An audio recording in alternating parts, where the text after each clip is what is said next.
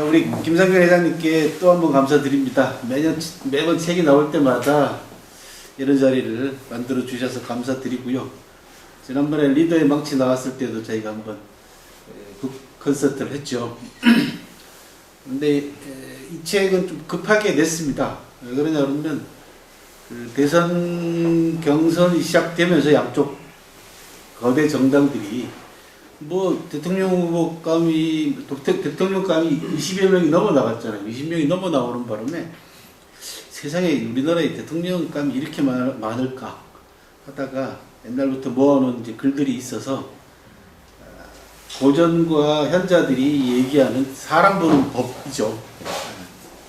그러니까 한 사람의 언행을 통해서 그 사람이 진정한 인재인지 아닌지, 리더감인지 아닌지 이런 부분들에 대한 통찰력 넘치는 대목들이 많습니다. 그래서 오래전부터 저걸 자료를 모아놨다가 이거 이제 한번 책으로 내봐야 되겠다 라고 이제 마음을 먹고 부랴부랴 이제 서둘러서 원고를 썼습니다. 그리고 애시당초 리더 3부작이라고 해서 원래 작년 초에 총괄했던 리더의 역사 공부가 있고 그 다음에 이제 리더의 망치가 있고 그 다음에 이제 리더가 이제 이렇게 해서 리더 3부작이 이제 끝났습니다. 대중서로서는. 그래서 오늘 좀 정치적인 문제하고 아울러서 사람 보는 법에 관한 이야기들을 책에 나와 있는 내용들을 중심으로 쭉쭉 소개를 해드리면서 대화도 좀 나누고 또 하고 싶은 얘기도 좀 하고 그 다음에 이제 어차피 영상으로 찍어서 이제 제 유튜브에 올리면은 또 뭔가 반응이 있겠죠, 그죠? 유튜브 구독자 수가 늘어나면서 이게 악플들이 많이 달리기 시작했어요. 대체로 악플이 이제 두 가지 방향입니다. 하나는 제가 이제 호남에 있다 보니까 정치적 발언 자체가 또 오랫동안 살고 싶어서 여기 살고 싶어서 제가 이사를 내려온 사람이기 때문에 정치적 성향이 이제 드러나는 모양이죠. 사마차 사기를 얘기를 해도 심하게 왼쪽으로 가 있네. 이거는 이제 점잖은 악플이고 별의별 이제 이야기들이 많이 나오더라고요. 이제 조금 유튜브가 활성화되는 것 같다. 긍정적으로 보고 있습니다. 그래서 또 하나는 이제 제 유튜브가 중국에 관한 전문 채널이지 않습니까? 그러니까 막연하게 현중 사람들이 많잖아요. 그죠? 그래서 뭐 친중, 사대주의 문제 이런 악플들이 많이 달립니다. 저는 뭐 늘 말씀드리지만 전략적으로 중국 관계를 유지를 해야만이 국익에 도움이 되는 부분이지 자꾸 중국을 죄악시하거나 또는 뭐 악마처럼 대해가지고는 절대로 얻을 바가 없다. 그건 이미 우리 사드로서 아주 실감을 했지 않습니까? 더더군다나 사드가 일어나기 전에 박근혜 대통령이 어떻게 했습니까? 중국 전성 70주년 기념식에 가가지고 천안문 위에 올라서가지고 사열식을 했잖아요.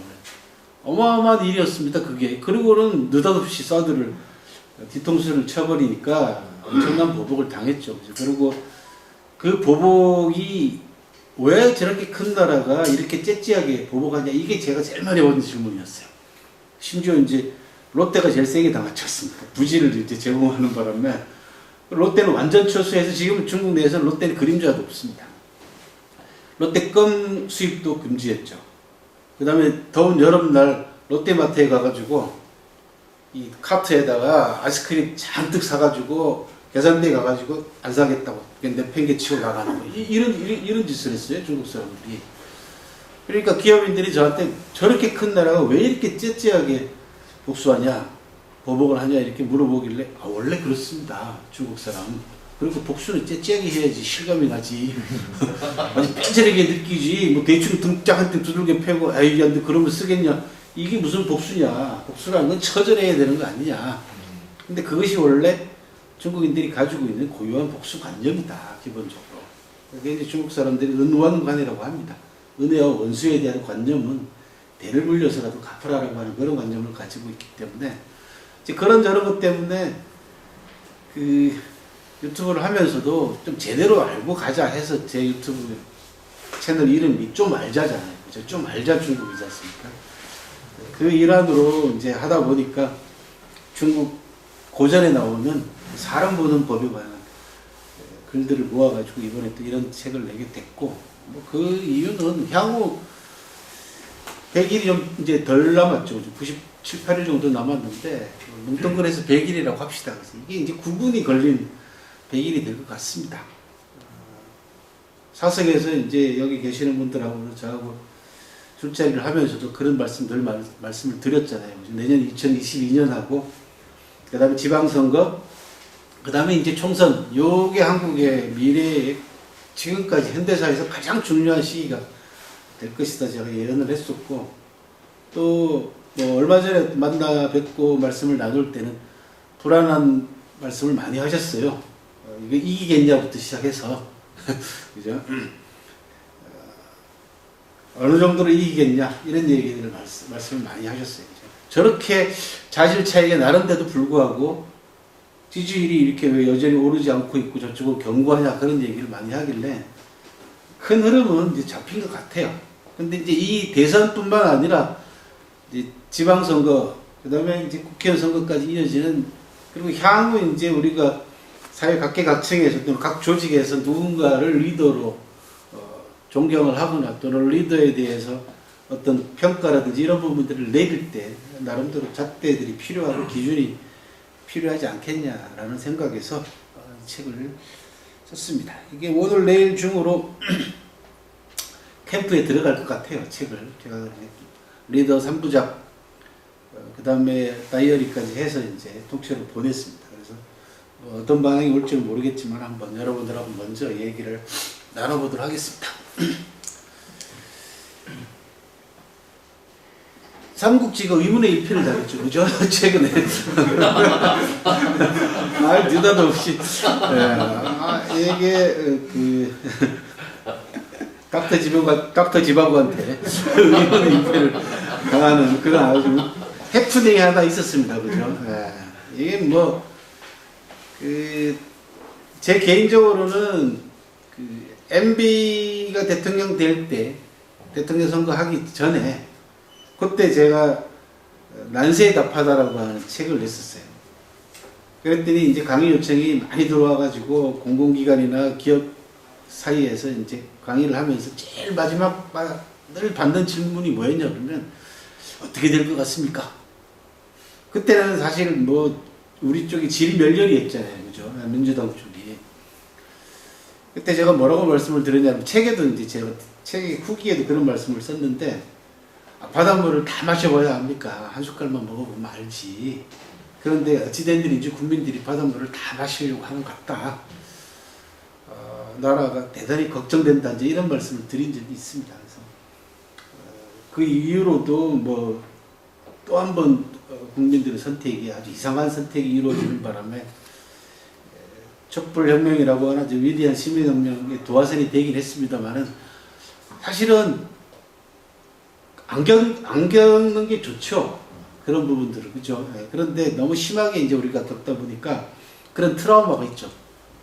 특히 민주진영에 계신 분들, 진보 쪽에 있는 분들은 트라우마가 있으니까 혹시라도 이게 잘못되면 이제 이런 트라우마를 많이 갖고 계시는 것 같아요. 그래서 그런 점도 좀 염두에 두고 한번 강의를 진행을 해볼까 합니다. 책에 나오는 중요한 이제 명언들을 중심으로 해서 좀 말씀을 드리고, 그 다음에 나중에 이제 뒤에 말씀드리겠습니다만은 그 책 중에서 여러분들이 꼭 읽으셔야 될 두 편의 글을 조지훈 선생하고 깔깍거리 이희승 선생님의 지조론 두 편의 글이 있습니다. 요게 되게 60년, 70년대 쓴 글들인데 어쩜 이렇게 반세기가 지났는데도 불구하고 완전 데자뷰예요. 기시감이 똑같습니다. 지금하고. 그래서 그 글은 꼭 한번 읽어주시길 바랍니다. 그리고 요즘은 이제 저작권법이 굉장히 강화됐기 때문에 옛날에 발표한 글도 다 저작권협회에 의뢰를 해가지고 돈을 주고 글을 집어넣어야 됩니다. 그래서 책 만드는 것도 그렇게 만만치가 않습니다. 옛날에는 그냥 책이나 글을 인용하고 살짝 양해만 구하면 되는데 요즘은 그게 안 되는 그런 구조라서, 그래도 제가 꼭 넣고 싶어서 두 편의 글을 실었으니까 그거는 꼭 읽어주시기 바랍니다. 인간 그 가운데 리더하고 인지의 중요성에 관해서는 이미 뭐 수천 년 전부터 깨어있는 선각자들이 훌륭한 인식들을 남겨놨습니다. 그 가운데 제가 평생 공부하고 있는 사마천 사기에 나오는 대목은 뭐 완전히 전국을 찌르는 그런 명언 명구들이 남아 있습니다. 보시면 알겠지만은 안위제 출령이요 전망제 소용, 나라의 안정과 위기는 어떤 정책을 내느냐에 달려 있고 나라의 존속과 멸망은 어떤 사람을 쓰느냐에 달려 있다 라고 하는 아주 유명한 얘기를 했고요. 그 다음 부지기인이면 시기소사다. 그 사람이 어떤 사람인지 모르겠거든. 그 사람이 기용하고 있는, 그 사람이 쓰고 있는 사랑을 봐라 라고 하는 또 유명한 요 두 구절이면 저는 뭐 모든 게 다 그 안에 들어있다라고 생각을 합니다. 그래서 인재의 중용의 문제, 그리고 어떤 인재를 기용하느냐의 심각성의 문제는 사마천이라는 역사가가 이미 사기라고 하는 역사책 속에 아주 적나라하게, 아주 정확하게 지적을 했죠. 그리고 다양한 사례들을 통해 가지고 인재를 잘못 기용하고 했으면은 또 그릇된 리더가 나라를 정권을 잡으면 어떻게 되는가라는 걸 아주 적나라하게 잘 보여주고 있는 책이 사기라는 역사책입니다. 중국 인지학에 나오는 유명한 명구이자 격언이기도 합니다. 안위, 지본, 제우, 이민이다. 이것도 똑같죠. 그죠? 나라의 안정과 위기는 사람을 쓰는 데 달려있다. 근본은. 그죠? 이런 것도 있고. 그 다음에 여러분들 너무 잘 아시죠? 득인자 흥이요, 실인자 붕이다. 사람을 얻는 자는 일어나고, 사람을 잃는 자는 쓰러진다. 그 다음, 득현자 창이요, 실현자 망이다. 인재를 얻는 자는 번창하고, 인재를 잃는 자는 망한다. 그런 이야기. 그리고 사마천 사기 제일 첫 번째 권인 오제공기에 나오는 저 대목도 꼭 우리 국민들한테 들려주고 싶은 명언입니다. 제가 사마천과 노블레스 오블리주라고 하는 책에서 이제 자세하게 소개를 했는데요.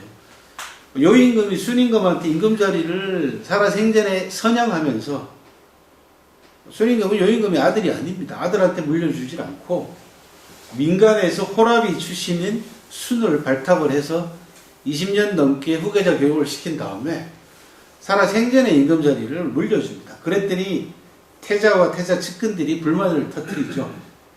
왜 멀쩡한 아들 놔두고 내력도 모르는 순한테 임금 자리를 물려주려고 하십니까?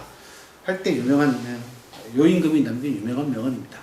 내가 내 아들 단주한테 임금 자리를 넘겨주면 단주 한 사람한테는 이롭겠지만 천하가 손해를 볼 것이고, 내가 순에게 임금 자리를 양보하면 내 아들 단주는 해롭겠지만 손해가 나겠지만 천하가 이로울 거 아니야.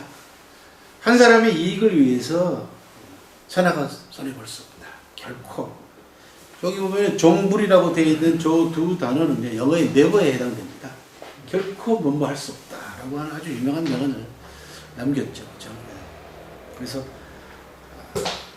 민주주의 시대이긴 합니다만은 우리나라처럼 그 한 최고 통치자, 대통령의 역할과 대통령이 가지고 있는 비중이 상대적으로 큰 나라에 있어서 이 대선이 갖는 의미라는 건 뭐 어마어마하다는 건 이미 우리가 정말 뼈저리게 느꼈지 않습니까? 그죠? 그래서 한 사람의 이익을 위해서 천하가 손해볼 수는 없죠. 그죠?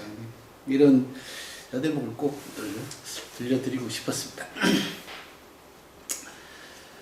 강태공이라고 하는 인물은 뭐 낚시꾼이 아닙니다. 실존 인물입니다.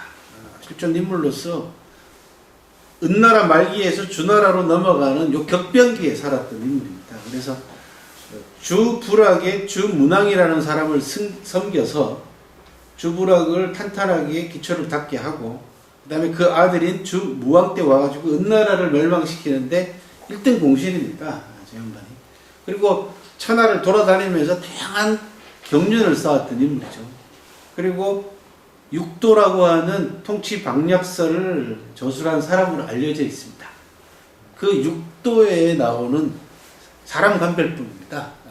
그래서 어떤 문제를 내어 그 이해 정도를 살피는 것. 그죠? 이게 이제 토론회 같은 거 할 때 하는 거죠. 쉽게 얘기하면은, 지금 저 관문도 통과하지 못하잖아요. 그죠? 네? 문제도 아닙니다. 뭐, 삼국지 중에서 누가 가장 마음에 드냐, 누구를 가장 좋아하는 인물이냐라고 물어보는데도 대답을 제대로 못하고 있는 그런 부분이죠. 그러니까 이게 강태공이라는 사람은 기원전 11세기 사람입니다. 지금부터 3100년 전의 사람이에요. 그때부터 이미 인재나 그 다음에 리더의 자질 문제에 관해서 아주 깊이 있는 생각들을 다 보여줬다는 얘기고요. 그 다음 자세히 꼬치꼬치 캠으로 그 반응을 살피는 것, 이걸 해야 됩니다. 지금은 이제 앞에 부분은 대충 두리뭉실 넘어갈 수 있지만 두 번째 저 부분이 이제 결국은 한 리더의 자질을 이제 가르는데 굉장히 중요한, 저걸 이제 팔징법이라고 합니다. 8가지 어떤 징조를 살피는 방법이에요. 반응을 본다, 그런 뜻이에요. 세 번째, 간접적인 탐색으로 충성 여부를 살피는 것.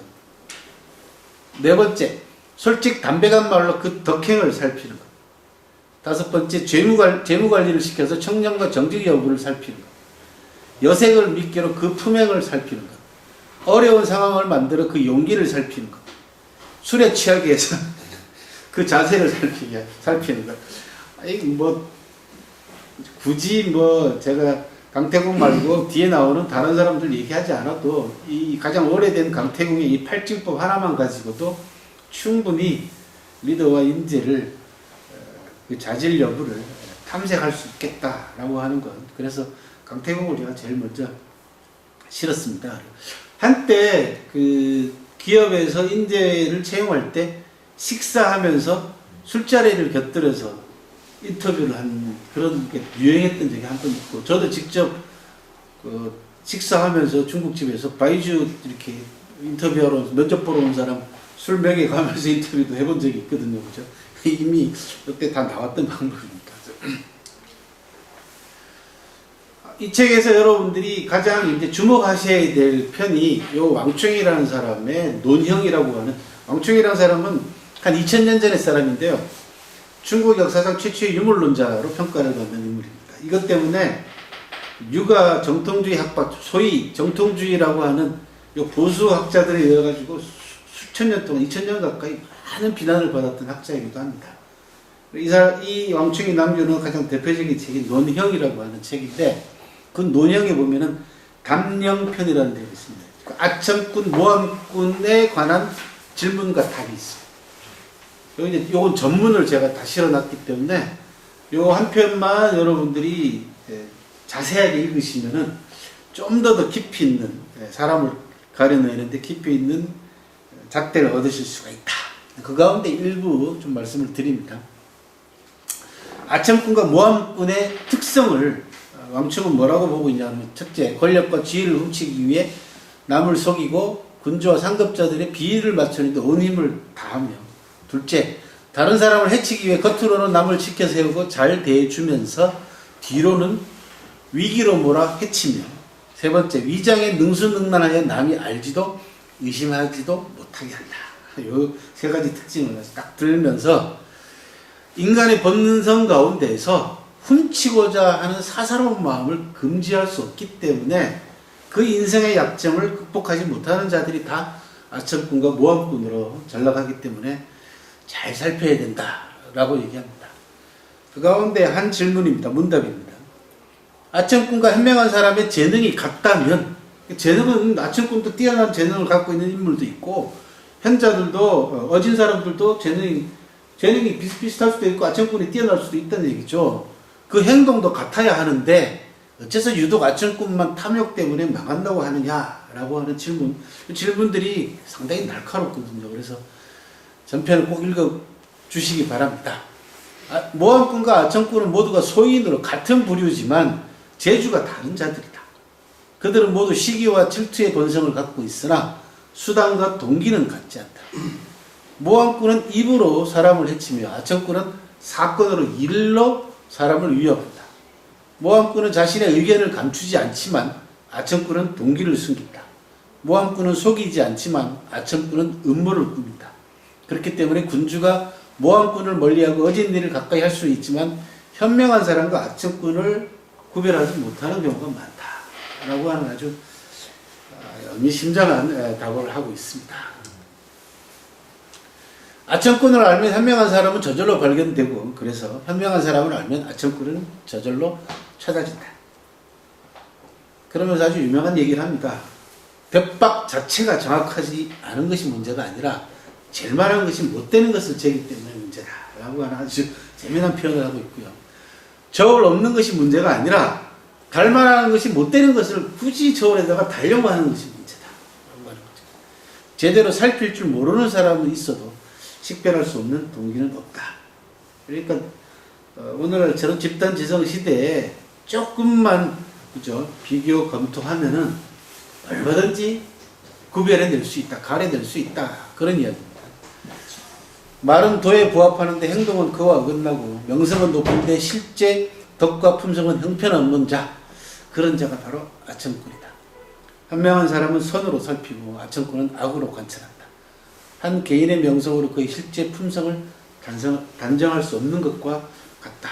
뭐 이런 의미심장한 대목, 오늘날 적용을 해도 하등의 손색이 없는 대목들이, 주옥과 같은 대목들이 많습니다. 아첨꾼이 다른 사람과 다른 행동을 하고 다니는데도 세상이 그것을 보지 못한다면 그것은 어리석은 군주이거나 재능이 모자라는 사람이기 때문이다. 아첨꾼의 말과 행동이 군주의 마음과 서로 맞아떨어지는지 무슨 방법을 알아챈단 말이냐? 라고 또 질문을 던지니까 요 대목이죠. 그죠? 요 대목이 이제 역사를 공부하는 제 입장에서는 요 대목이 가장 과학적이고 합리적이고 정확한 안목을 기를 수 있는 대목입니다. 지난날 했던 말에 근거하여 앞으로의 행동을 가늠하고 장차 하는 말을 듣고 지난날의 행동을 반성하며 겉으로 드러나는 현상을 보고 감추어진 행동을 시험하고 그 내면을 살펴 외면을 가늠하는 것이다. 그러니까 정치가를 예를 들어서 말씀을 드리면은 그 사람이 했던 언행만 보면은 다 나옵니다. 실제로 안 나올 수가 없죠. 과거는 현재의 그림자입니다. 거울이자 그림자거든요. 그런데 대개 현재의 명성이나 현재의 모습에 현혹되는 거죠. 그리고 우리는 뭐 여러분들도 잘 아시다시피 우리 정치라는 것이 당파, 그 다음에 지역, 그죠? 그 다음에 학연, 지연, 혈연, 이런 망국적인 요소들이 같이 가미가 되어 있기 때문에 여기에 가장 중요한 것은 이제 기득권의 세력들, 우리가 흔히 좀 더 부정적으로 표현으로 말씀을 드리면 이제 적폐들이죠. 내 권력과 내 부가 어디로부터 오는지 깊이 있게 성찰하거나 살피지 않고 무조건 수단과 방법을 가리지 않고 이것을 지키려고 하는 일부 세력들 때문에 현재 그 사람들은 누가 대통령 되는데 관심이 없죠. 오로지 내가 가지고 있는 이 부와 권력과 기득권만 유지시킬 수 있는 자리만 있으면 그게 뭐 지난번 우리 국회의원 선거에서도 보셨지 않습니까? 저 북한에서 내려온 사람도 뽑아주잖아요. 그죠? 요런 우리 내부에 있는 이 사람들의 사고방식을 전환시키거나 바꾸거나 하지 않으면은 그 바꾸는 방법은 뭐 교환을 통해서 교육을 통해서 바꿀 수 있으면 좋겠지만은 그게 안 되니까 권력 교체 방법이라든지 또는 권력 유지 방법을 통해서 그리고 선거를 통해서 충격을 주는 수밖에 없고, 그러고 난 다음에 이제 그 과정에 정권을 잡고 난 다음에 설득의 과정이 같이 들어가줘야 되겠죠. 이제. 그래서 뭐 내년 대선이 중요하다고 제가 계속 말씀드리는 이유도 그런 데 있습니다. 왜 지금 총궐기한 상태거든요. 대한민국의 기득권 세력들이 총궐기되어 있는 상태입니다. 보시면 알겠지만 정치는 말할 것도 없고 여기에 이제 지난 10여 년 동안 아주 형편없이 자질이 떨어지면서 기득권화 돼버린 이게 이제 언론들, 뭐 그 다음에는 사법부, 검찰, 이건 너무 잘 아시니까. 그 다음에 이제 관료, 그죠? 관피아들, 그 다음에 뭐 원전 마피아들, 이게 토목 마피아들, 대한민국 곳곳에 있는 이런 기득권들이 이제 총궐기된 상태입니다, 지금. 그래서 이번 대선은 제가 볼 때는 뭐 단순하게 대통령을 뽑는 선거가 아니라 계층과 계층 간의 그 한판 대결이기도 하고, 그 다음에 해방 이후에 이제 우리나라의 주류 계층이 서서히 지각 변동을 일으켜서 변화되고 있는 상황입니다. 지난 총선 때 그 지각 변동이 한번 일어났었죠. 옛날에는 얼마 전까지만 해도 보수하고 수구의 세력 자체가 이미 불균형이었지 않습니까? 소위 보수라고 하는 쪽에 인구 분포는 모든 분포들이 월등하게 압도적으로 많았다는 얘기죠. 그러니까 이쪽 세력을 이기기 위해서는 여기는 완전히 똘똘똘똘똘 뭉치지 않으면은 거의 승부 자체를 낼 수 없을 만큼 기울어진 운동장이었다는 얘기죠. 이게 이제 지난 10여 년간을 통해서 현재 주류가 이제 바뀌고 있는 계층의 변화가 일어나고 있는 중입니다. 우리는 역사적으로 놓고 봤을 때는 한국 현대사는 상당히 다이나믹하게 빠른 속도로 계층의 변화가 일어나고 있습니다.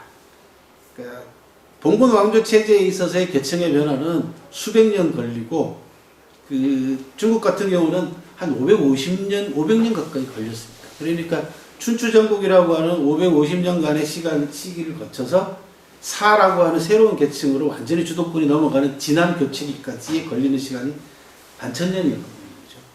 우리는 지금 한 70년 만에 이제 계층 변화가 일어나고 있는 그런 상황입니다. 계층 변화가 일어난다는 건 뭐냐면 계층이 확 뒤집어져 가지고 완전히 새로운 계층이 주도권을 쥐고 있는 기득권 세력으로 했다는 얘기가 아니라 그 와중에 있다는 얘기죠.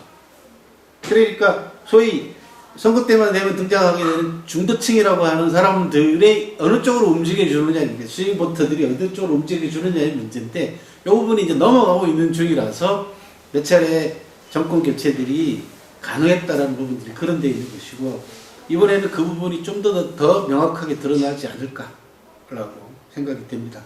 그 이유 가운데 하나는, 이유는 두 가지죠. 하나는 진보 쪽의 후보자하고 저쪽의 후보자의 자질이 이제 많이 차이가 나는 거 하나가 있고요. 두 번째는 거꾸로 얘기하면 저쪽이 지금까지 내세울 만한 인재를 키우지 못했다라고 하는 보수 쪽의 가장 치명적인 문제가 저는 거기 있다고 봅니다. 좀 상상하기는 싫습니다만 만에 하나 정권을 잡는다 하더라도 이거 오래가지 못합니다. 그러니까 뒷받침할 수 있는 인재풀들을 하나도 지금 구축하고 있지 못한 상태이다 보니까 그런 점에서 저는 대선은 이제 상당히 낙관적으로 보는 이유 중에 하나가 이제 거기 있습니다. 그래서 뭐 어렵게 생각할 거 없습니다. 주변에 있는 분들한테 이런 정치적 얘기가 나올 때 되면은 이 얘기 하시면 됩니다. 지난날 했던 말 언행을 가지고 지금은 잘 아시다시피 누구 한마디만 하면은 옛날에 했던 얘기 바로 끌고 나오지 않습니까? 바로 끌고 나와서 대비시켜가지고 바로 보여줍니다. 네.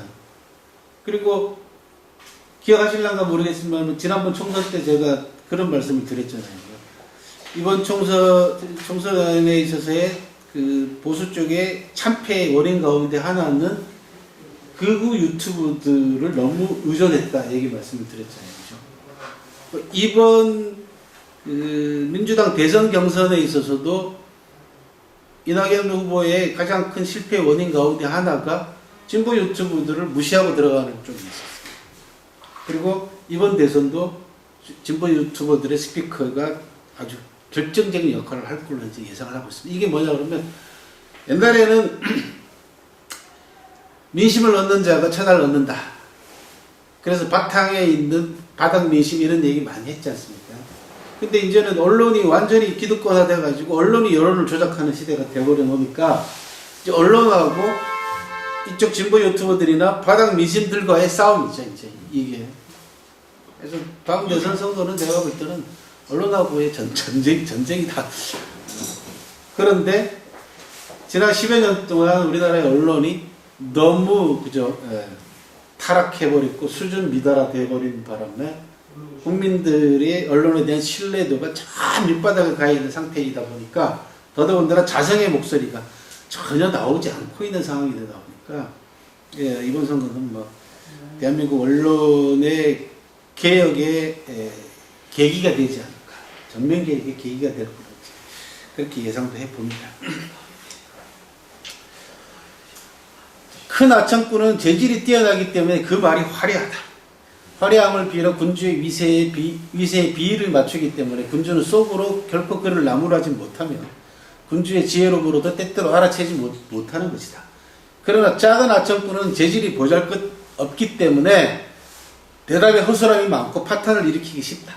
군주가 조금만 정신 차려도 그 동기를 쉽게 알 수 있다. 그렇기 때문에 대념은 알기 어렵고 큰 아청꾼은 알기 어렵고 작은 아청꾼은 알기 쉽다는 것이다. 그 다음 대목도 참 기가 막힙니다.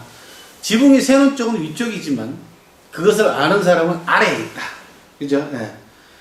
많이 세면 아래에 있는 사람이 쉽게 볼 수 있지만 적게 세면 잘 못 본다.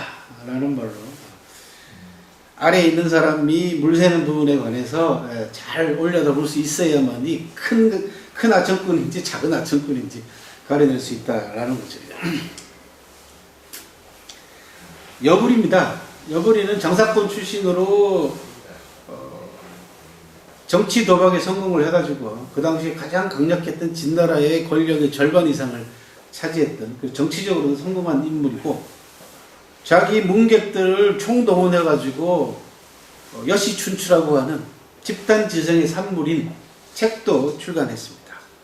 그리고는 이 책을 성문에다가 주간을 통째로 걸어놓고 전문을 걸어놓고 이 글을 읽고 단 한 자라도 바꿀 수 있으면은 고치거나 바꿀 수 있으면은 천금을 주겠다. 그래서 일자 천금이라고 해서 한 글자의 천금이라고 해서 아주 유명한 고사를 남긴 그런 지식 쪽에도 상당한 조예를 가지고 있는 인물이기도 합니다. 그 문화 방면에 있어서의 그 상당한 투자가였죠. 그게 여시춘추입니다. 거기 보면은 8관 6험과 육척사언이라고 하는 사람을 가려내는 판별하는 방법에 관한 얘기가 나옵니다. 평가받을 사람이 두루 통달한 사람이면 그가 드는 사례를 봐라. 요런 대목들은 이제 앞으로 대선 후보자들이 방송 토론이나 토론에 나와가지고 이제 어떤 얘기를 하는가 볼 때 아주 잘 적용할 수 있는 대목입니다. 신분이 높은 사람이면 그가 무엇을 어떤 사람을 추천하는가, 청구하는가를 봐라. 재물이 많은 사람이면 그가 무엇을 기르고 있는지를 보라. 말을 듣고 그것이 행동과 맞아떨어지는가를 보라.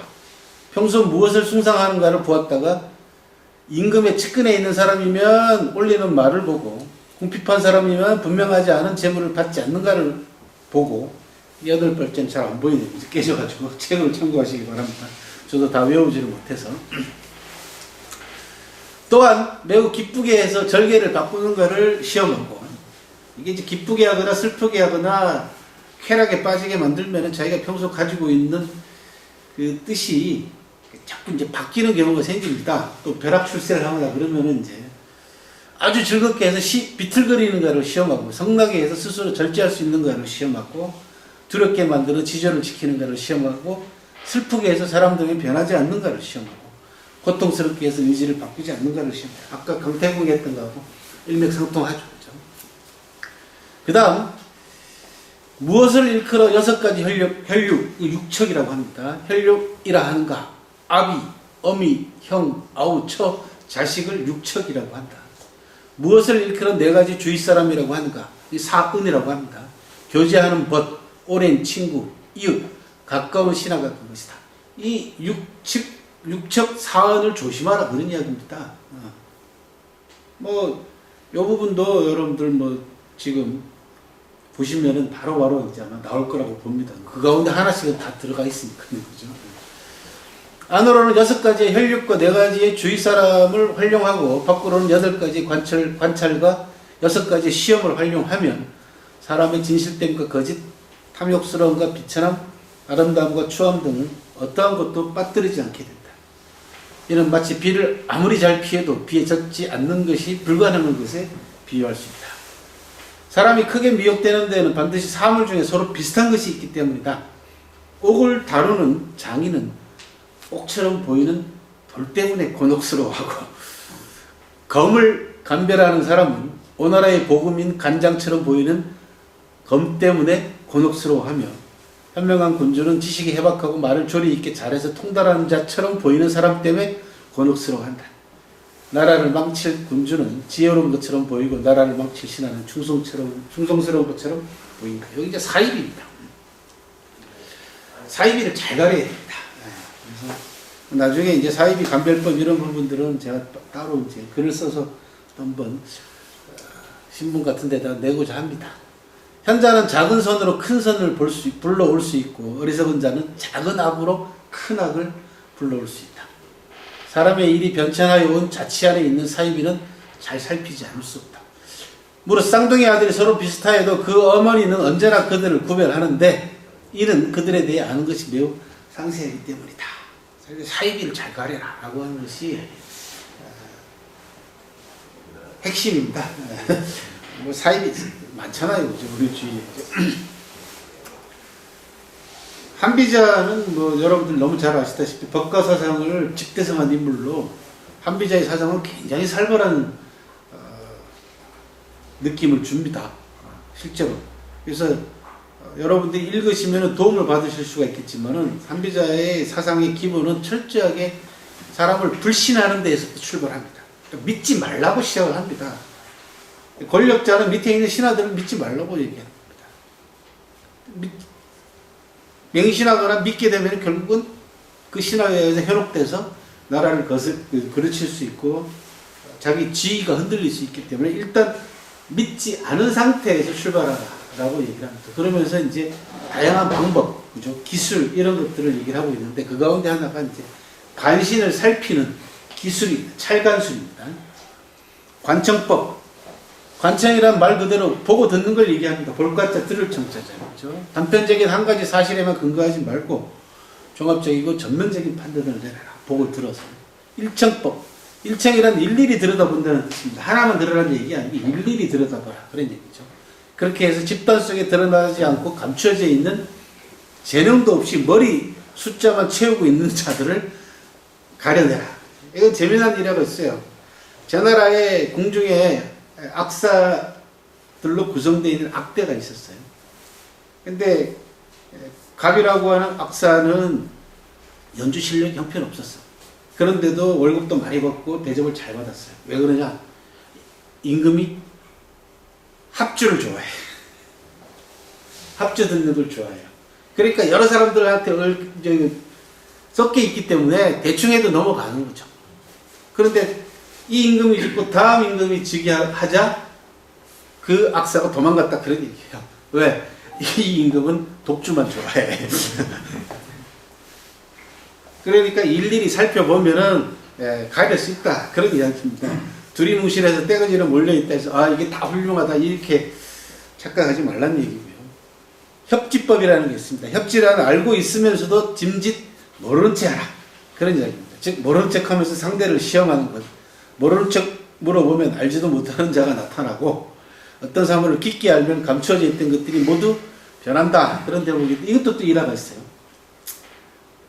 옆나라의 어떤 왕 하나가 신하를 시험하기 위해서 가만히 있다가 신하들하고 같이 가만히 있다가 얘기하고 뭐 얘기하고 있다가 야, 저 바깥으로 100만 마리가 뛰어갔는데 그렇게 얘기해요.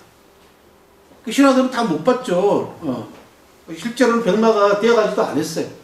그런데 한 놈이 쪼르르 문 밖으로 나가서 가더니 얼른 또 갔다가 돌아오면서 진짜 100만 마리 뛰어갔습니다. 이렇게. 그렇게 해서 거짓말하는 놈을 가려냈다. 그 다음에 손톱을 깎다가 손톱 잃어버렸다고 거짓말을 해가지고 지 손톱을 깎아가지고 찾았다고 하는 그렇게 해서 또 거짓말하는 신하를 찾아냈다. 이 방법이 협지법이라는 겁니다. 그러니까 한비자 방법은 정도가 아니죠. 정도가 아닌데 정말로 우리가 필요할 때 한번 참고는 해볼 필요가 있는 방법 가운데 하나입니다. 도원법은 황당한 말로 상대를 시험하는 방법입니다. 도자는 뒤집는다라는 뜻이거든요. 뒤바꾼다라는 뜻입니다. 그래서 말을 뒤집어가지고 사실과 상반된 얘기를 해서 상대방의 심리를 꿰뚫는 방법. 반찰법이라는 게 있습니다. 상반된 입장에서 동기를 찾는 것을 얘기를 합니다. 어떤 사건이 발생했을 때 그 일의 주된 작용은 그 일로 누가 이득을 보느냐라는 것을 돌이켜보면 나온다라는 거죠. 이런 방법들. 이건 좀 이따가 우리 이간책에 관한 이야기를 하면서 한번 다시 말씀을 드릴게요. 한비자의 사상을 보게 되면은 현대어로 바꾸려면 이런 것들이 있어요. 인상편차라는 게 이제 나온다라는 겁니다.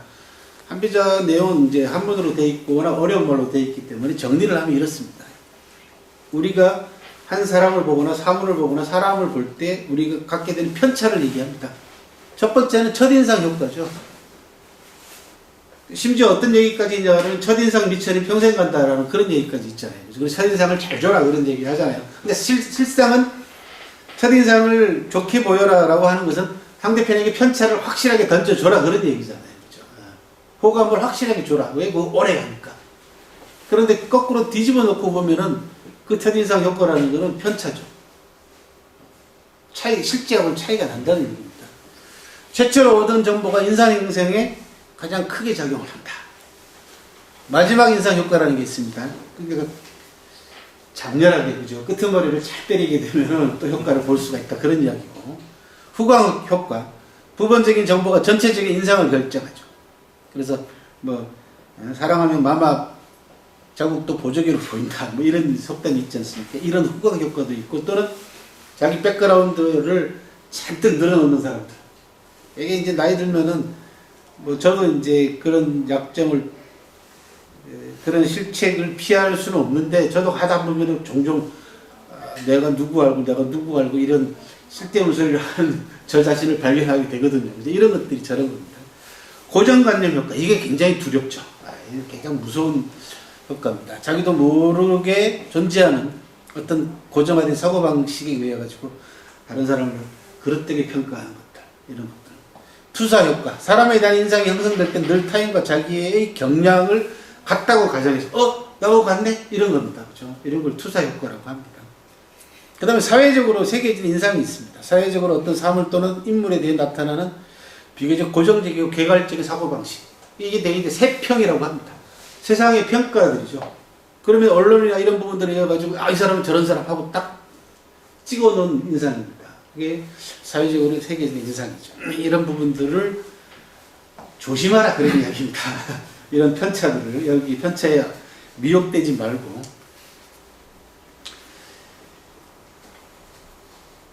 이간술, 요게 요즘 이제 우리 언론들이 가장 많이 쓰고 있는 아주 못된 방법 가운데 하나입니다. 상대 진영에서 나타나는 조그만 그 문제점들이나 약점들을 가지고 상대 진영을 갈라놓는 거죠. 크게 부풀려가지고 이간질을 시킵니다. 마치 큰 문제가 있는 것처럼 거의 상투적으로 이제 매일 등장하는 방법입니다. 이제 이간술. 그래서 좀 더 이제 이간술의 특징을 좀 더 살펴서 책에 여러분들한테 상세히 이제 분석을 해놨으니까 읽어보시기 바랍니다. 이간술의 특징은 첫째, 어떤 목적이 있어서 그렇죠. 두 번째, 은폐성이죠. 숨겨야 되죠. 내가 니네들 이간한다라고 드러내놓고는 얘기 못하는 거죠. 세 번째, 속임수입니다. 사기성입니다. 그래서 목적성, 은폐성, 사기성, 이 세 가지 특징을 가지고 있는 게 이간술의 특징이고, 이 이간술을 간파하고 분석하려면은 연계 분석을 해라. 그런 이야기입니다. 이 기사를 쓰거나 또는 이런 말을 한 사람하고 관계되어 있는 사람이 누구고 관계되어 있는 조직이 어딘가라고 하는 것을 연계시켜봐라 라는 거죠. 일단은 두 번째는 그렇게 해서 손해보거나 이익 보는 사람이 누군가를 이익 분석을 해라는 얘기죠. 세 번째, 결코 이 부분이 정상적이 아니기 때문에 비정상으로 보이는 것에 대해서는 의심을 해봐라 얘기입니다. 그래서 세 가지, 그 다음에 특징과 간파하고 분석하는 방법도 저렇습니다. 그래서 자세한 이야기는 책을 참고하시기 바라고, 이 이간술이 아마 극성을 부릴 겁니다. 이간술 안에는 별의별 방법이 다 동원되지 않습니까? 가짜뉴스는 기본이고, 그 다음에 이제 타이틀을 뽑는 것부터 시작해서 사진 배치부터 시작해서, 그죠? 별의별 방법들을 정말 다 동원하더만요. 중요한 것들을 축소시키는 방법, 그 다음에 사소한 것들을 부풀리는 방법, 이게 전부 다 잔머리만 전부 다 이제 큰 것 같아요. 그리고 기본기는 하나도 안 돼 있죠. 최근에 며칠 전에 국힘당 젊은 대표가 밤에 야반 도주를 해버리니까 기사가 나오기를 옥새 들고 나르샤 옛날에 있었던 그 판박이 아니냐 했는데, 처음에 나왔을 때 그 옥새가 옥새로 나온 거 아시죠? 도장 찍는 옥새를 들고 날른 게 아니고 옥새 들고 날라. 한번 찾아보세요. 아직까지도 그 기사 안 고치고 있습니다. 옥새는 옥이 부서진다는 뜻이에요. 장렬하게 전사한다, 죽는다라는 뜻이거든요. 그러니까 옥새가 뭔지 모르는 거야. 젊은 기자들이. 이게 임금 도장이라는 걸 모르는 겁니다. 당대표 도장을 옥새로 표현했다는 걸 모르고 옥새를 어디서 들어봤나 봐. 이게 바둑에도 종종 나오는 용어이기도 하고, 그러니까 옥쇠로 나와 있어요. 이 기본기는 전혀 안 돼 있고 뼈매게 짜집기하고 붙이고 뭐 뺏기고 하는 거 이런 데만 이제 잔재주만 이제 길러진 것 같습니다. 또 하나 이번에 제가 낸 이 책에서 가장 그 상세하게 분석이 되어 있는 것은 아까 말씀드린 왕총이라는 사람의 논영의 감정편 전문과 그 다음에 이 나중에 이제 혹시 기회가 되시면 이 책을 아예 사서 보십시오. 번역서 나와 있습니다. 국내에. 인물지라고 하는 유수라는 사람이 사람에 대한 종합적인 인간 분석서가 있어요. 인물지라고 해서 그 부분들 제가 자세하게 이제 좀 소개를 했습니다. 팔관법이라는 게 있습니다. 중복되긴 합니다만 한번 읽어보겠습니다. 첫째, 그가 어떤 사람들을 돕고 어떤 사람을 착시하느냐를 관찰해서 그 사회적 지위를 이해하라. 둘째, 희노애락 같은 감정 변화를 통해서 그 사람의 고유한 품격을 이해하라. 셋째, 기질을 관찰해서 장래의 사업과 명성을 추단하라.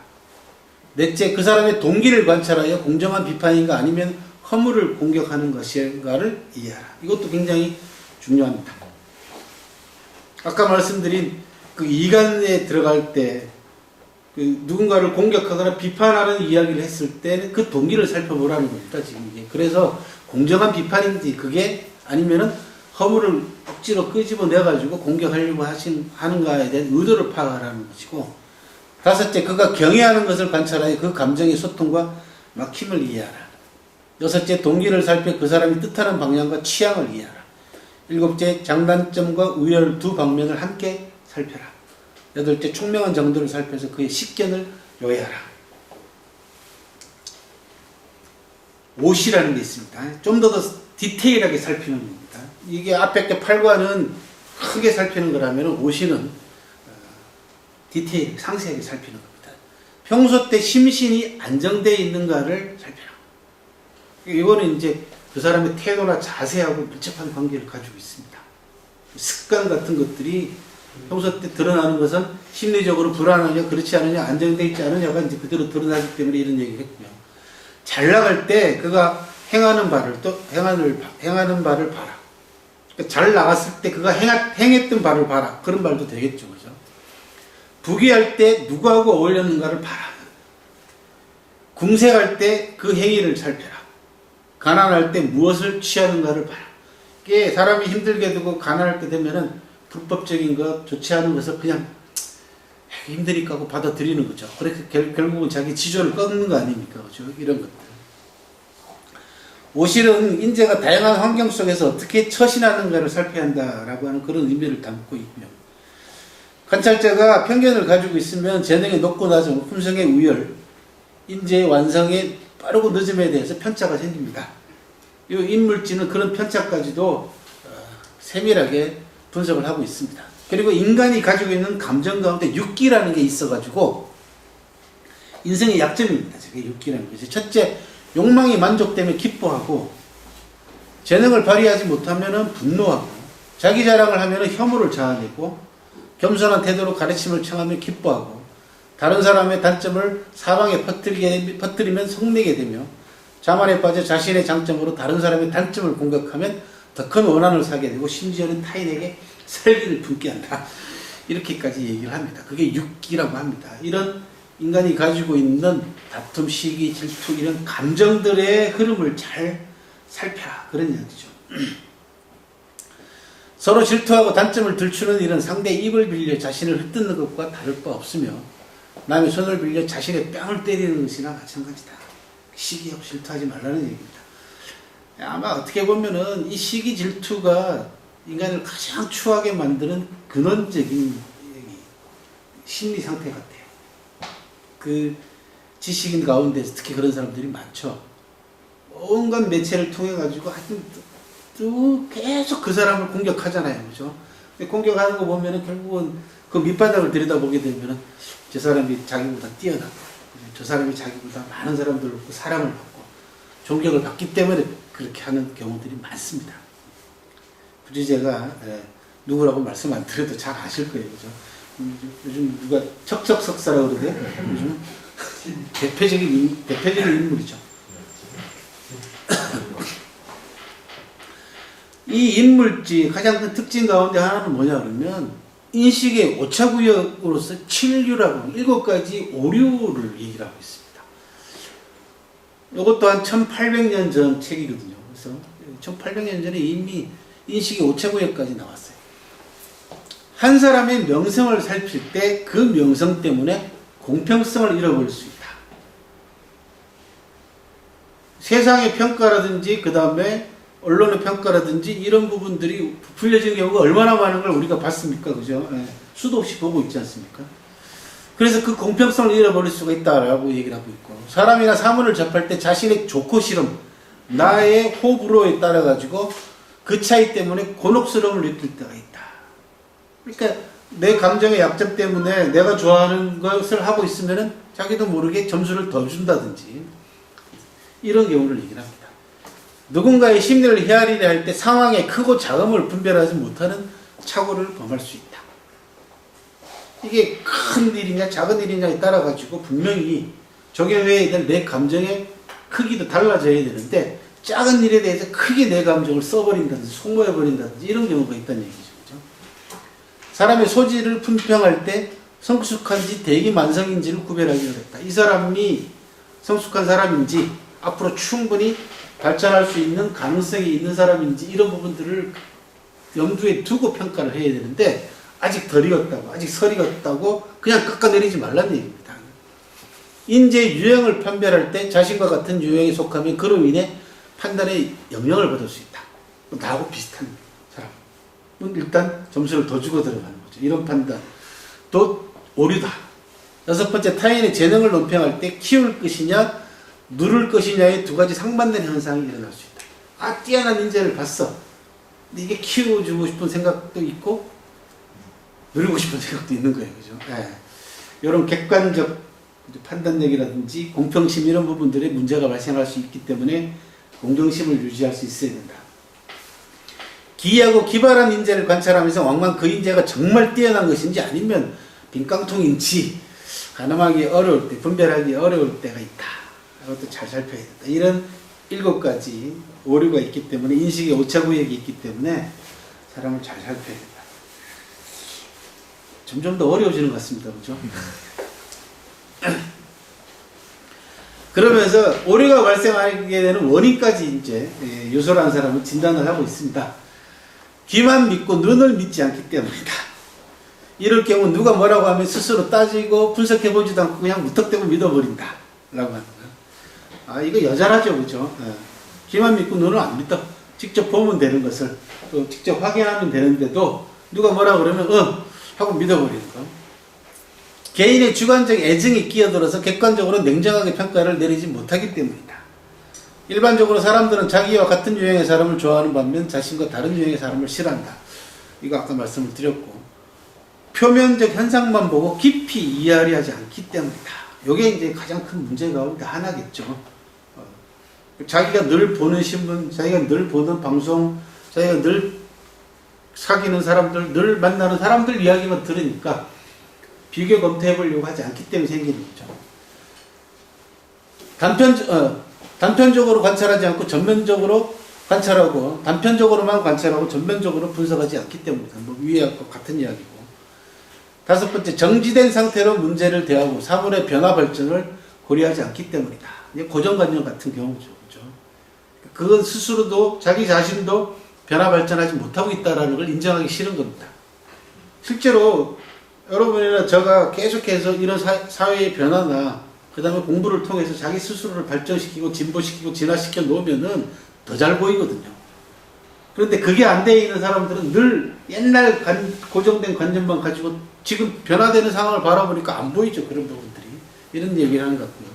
그 다음에 이제 개인적 은혜나 원한 관계 때문에 개인에 대한 평가를 일부러 과장하거나 깎아내리는 것.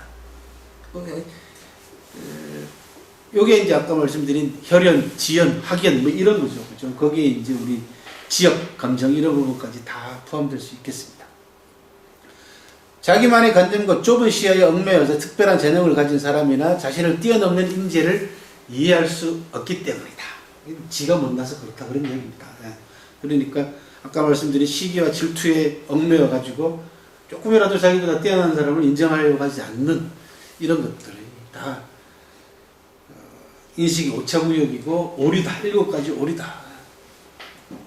이 책에는 중국 사람들이 글만 있는 것이 아니라 조선시대 때 실학자들의 소인론을 비롯해서 간신론 같은 글들이 있습니다. 그래서 그 부분도 왜냐하면 잘 아시다시피 조선이 당쟁으로 인해 가지고 많은 전파 정쟁들이 있었고 또 정치가 엉망이었지 않습니까? 특히 임진왜란 이후에 이제 당쟁 때문에 뭐 동서남북 노론 소론으로 갈라져서 백성들이 너무너무 힘들게 살았던 그런 뼈아픈 역사를 가지고 있고 또 그 부분이 정산되지 못한 상태에서 우리가 외세의 침략을 받아서 나라를 빼앗기는 바람에 근대 시민사회로의 전환이 시민들의 힘으로 이어가지고 전환되지 못한 그런 역사적인 단절과 그죠? 결여된 부분들이 있습니다. 그 당시에 지식인들이 나름대로 보여준 인식들입니다. 그래서 허균의 소인론, 그 다음에 이익의 간신에 관한 간인경제편, 그 다음에 안종복의 어떻게 하면은 간신을 제거할 것인가라는 그 간장, 그 다음에 정약용의 문민심서에 나오는 간신에 관한 대목이 있는데 이 제일 재미난 대목이 이겁니다. 흉악하기 그지없는 간신은 모름지기 관청 밖에다 비석을 세우고 이름을 새겨서 다시는 영구히 복직하지 못하게 된다. 이런 대목도 있습니다. 그 다음에 아까 말씀드린 조지훈 선생의 변절자를 위하여 지조론이라는 글이 있습니다. 한번 읽어보십시오. 선비와 교양인과 지도자에게 지조가 없다면 그가 인격적으로 장사꾼과 창녀와 가릴 바가 무엇이 있겠는가. 오늘날 글로 보면 저기에 이제 그 직업 비하부터 시작해서 그런 부분들이 꽤 있어요. 그러니까 그 감안하시고 들으시기 바랍니다. 이거 원문 그대로 제가 말씀을 드린 거니까. 우리는 일찍이 어떤 선비도 변절하여 권력에 영합해서 들어갔다가 더러운 물을 뒤집어 쓰지 않고 깨끗이 물러나온 예를 역사상에서 본 적이 없다. 똑같죠, 그죠? 천하의 대세가 바른 것을 향하여 다가오는 때 변절이란 무슨 어처구니 없는 말이다. 요 대목도 기가 막힙니다. 이완용은 나라를 팔아먹어도 자기를 위한 36년의 성견지명은 있었다. 무너질 날이 얼마 남지 않은 권력이 뒤늦게 팔리는 행색은 딱하기 짝이었다. 배고프고 욕된 것을 조금 더 참으라. 그보다 더한 욕이 변절 뒤에 기다립니다. 아주 그냥 뼈를 때리는 아주 주옥 같은 이야기들이 이 지조론 전체를 흐르고 있습니다. 몇 대목 더 보겠습니다. 지조를 지키기 위한 괴로움이 얼마나 가혹한가를 헤아리는 사람들은 한 나라의 지도자를 평가하는 기준으로서 먼저 그 지조의 강도를 살피려 한다. 백성을 버리고 백성이 지지하는 공동전선을 무너뜨리고 개인의 구복과 배부름과 그런 뜻입니다. 명리를 위한 부동은 이리저리 왔다 갔다 하는 것은 무지조로 규탄되어 마땅하다고 하지 않을 수 없다. 더욱이 오늘 우리가 당면한 현실과 이 난국을 수습할 지도자의 자격으로 대망하는 정치가는 권모술수에 능한 직업 정치인보다 지사적 품격의 정치 지도자들을 더 대망하는 것이 국민 전체의 충정인 것이 속일 수 없는 사실이기에 그렇다. 더러운 변절의 정당화를 위한 엄청난 공헌을 늘어놓는 것은 분반할 일이다. 분반은 뭐냐면 먹던 것을 토해낸다라는 뜻입니다. 토할 일이다. 구역질 난다. 그런 이야기입니다. 백성들이 그렇게 사람 보는 눈이 먼 줄 알아서는 안 된다. 백주 대로에 돌아앉아 볼기짝을 까고 대변을 보는 격이라면 점잖지 못한 표현이랄 것이다. 아주 그냥 요즘 써먹으면 정말 볼만한 대목들이 많습니다. 변절을 해놓고도 구구한 변명을 늘어놓는 것은 사람 다 지나다니는 백주대로에 궁뎅이 까고 뒤로 돌아앉아서 설마 사람들 안 보겠지 이러는 것과 똑같다라는 이야기죠.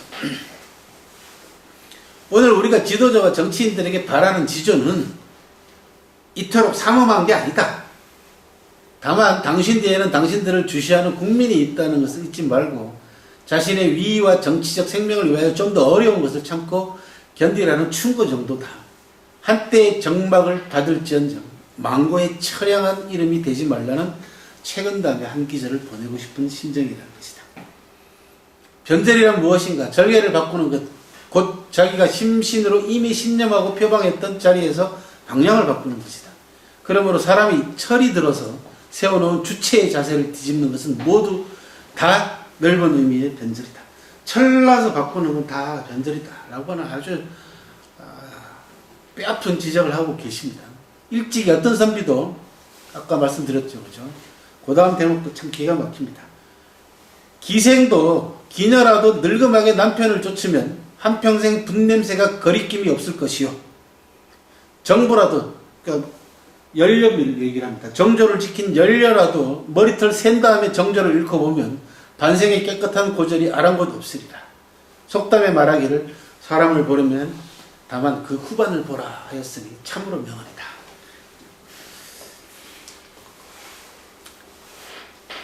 차돌에 바람이 들면 백리를 날아간다는 우리 속담이 있거니와 늦바람이란 참으로 무서운 일이다. 아직 지절을 깨뜨린 적이 없는 이는 만년을 더욱 힘쓸 것이니 사람이란 늙으면 더러워지기 마련이기 때문이다. 아직 철이 안 든 탓으로 바람이 났던 이들은 스스로의 후반을 위하여 번연히 깨우치라.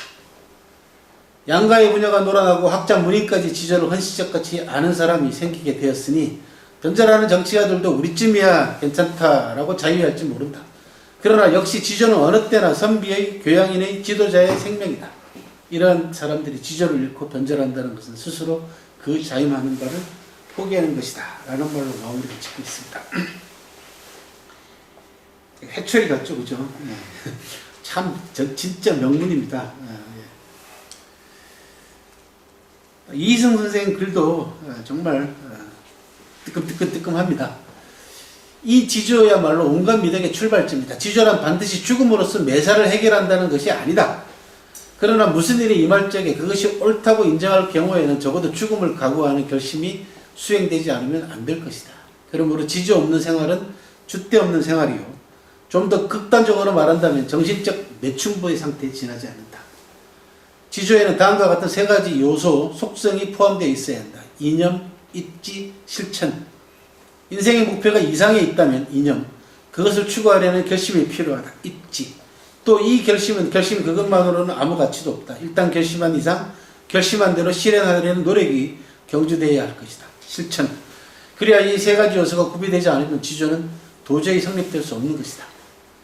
말을 바꾸어 설명하면 지조에 선행하는 것은 신념이요. 신념에 선행하는 것은 가치 판단이다. 지조를 품은 사람은 다음 세 가지를 행하지 않는다. 첫째, 부정부리를 행하지 않고, 둘째, 부질없는 명리를 탐하지 않으며 태도를 표변하지 않는다. 이 양심 또는 양식이 일말의 흔적이라도 남아있을 것 같으면 옳고 그름, 의로움과 불의쯤은 넉넉히 판별할 수 있을 것이라 믿는다. 세상에는 부정, 불의를 몰라서 행하는 사람보다 알면서 행하는 사람이 또 행하는 경우가 훨씬 더 많을 것임에 분명하다. 알면서도 왜 이런 짓을 하느냐 하면 그것은 과도한 욕심으로 인하여 일시 양심과 양식이 질식되고 말기 때문이라고 보아야 할 것이다. 양심의 질식이 자주 되풀이되면 곧 양심이 마비되기 마련이요. 양심이 마비된 후에는 어떤 부정, 불의라도 기탄 없이 감행하게 된다. 처음에는 이런 짓을 하는 것이 마음에 찔리는 바가 있다가도 나중에는 조금도 양심의 가책을 느끼지 않게 되어버리고 만다. 이러한 경지는 실로 위험천만한 것이다. 이러한 일이 극에 이르면 수많은 사람을 희생의 제물로 만들 뿐 아니라 결국에 가서는 자기 자신이 단말마의 묘를 파서 나락에 떨어지는 비극을 연출하고 말게 된다. 이미 겪었고 이런 자들이 상당히 주위에 많습니다. 그래서 뭐 역사가 주는 교훈이라는 건 뭐냐 그러면은 과거에 있었던 일들 가운데서 우리가 더 이상 반복해서는 안 되는 것들을 예방하는 차원입니다. 역사의 예방력이라고 제가 늘 그런 얘기를 합니다. 그러면서 제가 늘 그 사례를 드는 것이 중국의 신의로 불리는 화타하고 편작이라고 하는 의사의 민간설화입니다. 편작하고 화타는 삼국지에 나오는 인물이기 때문에 여러분들 잘 아시죠, 그죠? 근데 편작은 이미 기원전 5세기 사람입니다. 그러니까 화타보다도 이미 600여 년 전의 인물인데 사마천이 사기에서 편작 창공열전이라고 해서 의사 두 사람을 기록을 하고 있는데 이 편작의 고향에 갔더니요, 편작 무덤을 찾으러 갔더니 그 고향 마을에 있는 아주머니 한 분이 무덤을 관리하고 있는 분이 이런 일화를 전해 주셨어요. 그게 뭐냐면 편작은 모두 삼형제가 있었는데 모두 의사였어요. 하루는 편작이 위나라의 임금을 만나러 갔더니 임금이 짓궂게도 편작에게 듣자 하니 삼형제가 모두 의사라는데 누가 실력이 제일 좋소? 라고 짓궂은 질문을 합니다. 편작이 질문이 끝나기도 전에 단숨에 대답을 합니다. 저희 큰형님이 제일 실력이 좋습니다. 그러니까 임금이 깜짝 놀라서 내친김이 한 번 더 물어봅니다. 그럼 그 다음은 누가 실력이 좋냐? 작은 형이 실력이 좋습니다. 제가 제일 실력이 떨어집니다. 그랬더니 임금이 근데 왜 네가 제일 유명하냐? 나는 네 이름밖에 들은 적이 없다. 너네 형님들은 이름조차도 모른다. 그냥 삼형제가 있다 소리만 들었지. 그랬더니 편작이 뭐라고 얘기하냐면 저희 큰형님은 병을 예방하는 의사입니다. 병이 생기기 전에 예방하는 의사입니다. 당연히 이름이 날 수가 없죠. 저희 작은 형은 초기 병만 고치는 의사입니다. 저는 중병만 고치는 사람입니다. 남들이 볼 때는 중병을 고치는 의사는 째고 그죠? 온갖 짓을 다 하기 때문에 유독해 보이죠. 근데 진짜 실력자는 병이 생기기 전에 예방하는 의사입니다. 그런 얘기를 합니다. 이게 이제 예방의 리더십이라고 제가 굳이 이름을 붙여서 CEO들한테 강의를 할 때 그런 얘기를 많이 합니다. 서양에서는 이제 경영에 있어서 그걸 코코넛 리스크라고 합니다. 코코넛이 이제 나무가 높잖아요. 그죠? 키가 크잖아요. 그게 다 익으면은 무게가 한 2kg, 3kg 정도 된대요. 코코넛이. 근데 그걸 따로 이제 나무로 올라가야 되는데 여기에 떨어지는 경우가 생기잖아요. 그러면 그 높이에서 이게 2kg, 3kg짜리가 떨어지면 맞으면 죽는 경우가 생기는 거죠. 사고가 잘 나진 않지만 사고가 한번 났다 그러면은 엄청난 리스크를 감수해야 되는 그런 조직에서도 그런 부분들이 있잖아요. 그래서 최근에 경영 이론에 와서 제일 중요한 것은 그런 큰 위험과 큰 사고가 나지 않게 미리 예방하는 조직 관리를 다 하지 않습니까? 너무 잘하시죠, 그죠? 마찬가지입니다. 옛날부터 최고의 실력을 갖춘 의사는 예방하는 의사라는 얘기가 옛날부터 내려왔던 것이고, 역사가 바로 그런 부분들이라는 거죠. 역사의 사례들이라는 건 결국은 있었던 사건들 가운데, 사례들 가운데에서 오늘날 우리가 만나게 되는, 또는 만났던, 또는 만나고 있는 상황하고 비춰봐서 그때 잘못된 방식으로 처리를 잘못했다면 다시는 그걸 반복하지 말아야 되겠죠. 이런 부분들. 그런데도 어리석게도 계속 반복을 하는 게 또 인간의 역사이기도 합니다만 어쨌든 권력의 악용은 자유의 악용보다도 그 피해의 정도와 범위가 극심하다. 낙지족들이 이제 이 변절자들을 이성 선생님은 낙지족이라고 부르고 있어요. 낙지족들이 여러 개의 손발을 가지고 어디 가서든지 누구에게든지 칭칭감아 매달려야만 그들의 의도하는 바, 목적하는 바, 지위, 권력, 재산 등을 보유할 수 있고 대책할 수 있는 모양이다. 마치 주사, 청로에서 홍등록주의 불안한 분위기를 발산시키면서 유두분면, 이게 이제 술집, 아가씨 나오는 술집을 얘기합니다. 그래서 분냄새 풍기고 술냄새 풍기고 이런 뜻이에요, 이게.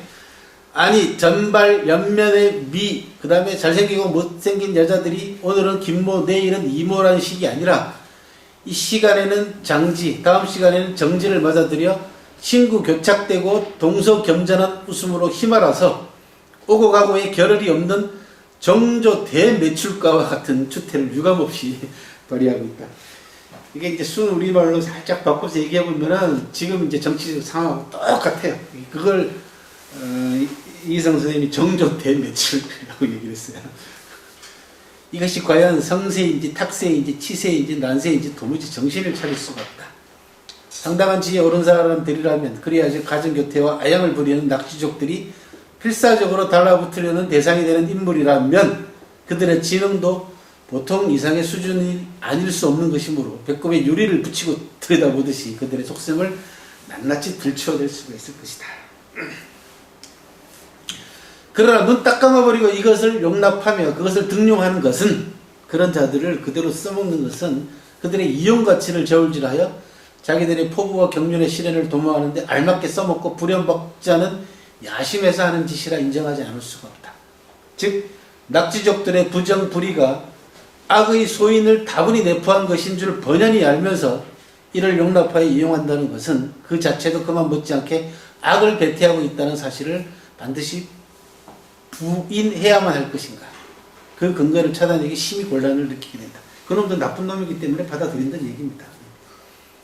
아무리 채반이 용수가 되도록 우게 되고 창자루를 활등이 되도록 구부려 본댔자 사슴은 사슴이요 말은 의연한 말에 지나지 않을 것이다. 만일 사람이 지주로서 마음의 지주를 삼게 되기만 하면 다음에 세 가지를 능히 수행할 수 있을 것이다. 첫째, 정의 정도를 견지하고 이를 위해 투쟁한다. 죄악방면. 둘째, 자기와 자기의 것을 아끼듯이 남과 남의 것을 존중할 줄 안다. 공영적 공존. 셋째, 이를 위해서라고 믿을 때에는 생명을 홍모와 같이 가볍게 여긴다. 희생정신. 조지현 선생과 이희성 선생 두 분 다 모두 다 잘 아시다시피 아주 올곧게 살다가 가신 분들입니다.